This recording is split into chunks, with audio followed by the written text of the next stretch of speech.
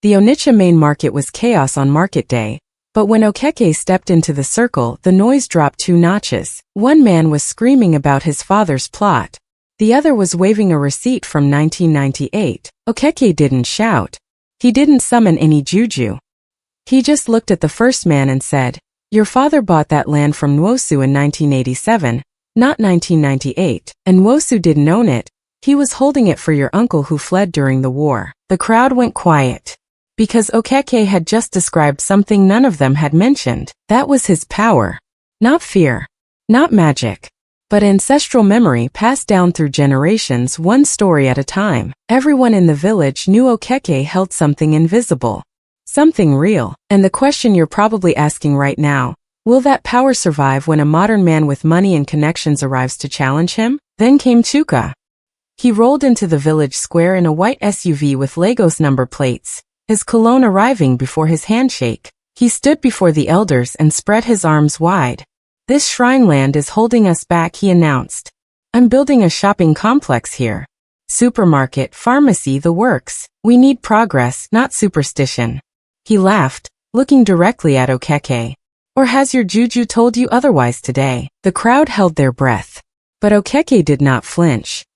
He just tilted his head slightly, studying Chuka the way a teacher studies a student who has answered wrongly. "Chikwudi," Okeke said softly, using Chuka's full name, the one his mother called him. "Your father owed my grandfather 17 bags of yams after the Civil War. He paid back 12. Your uncle Emmanuel still owes 8. And this land you want to build on? Your own grandfather stood here in 1947 and begged my grandfather to stop the colonial officer from seizing it for a railway line." Chuka's confident smile froze. He had never heard this story. His father never told him. But the elders around him were nodding slowly, remembering. That was the moment the village understood something Chuka could not buy with his Lagos money. Okeke's power was not in chanting or rituals, it was in remembering what others had chosen to forget.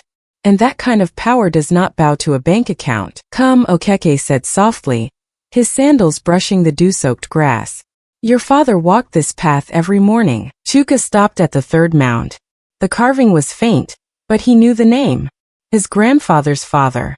Buried here, on the land he wanted to concrete over. Okeke pulled a folded envelope from his agbada pocket.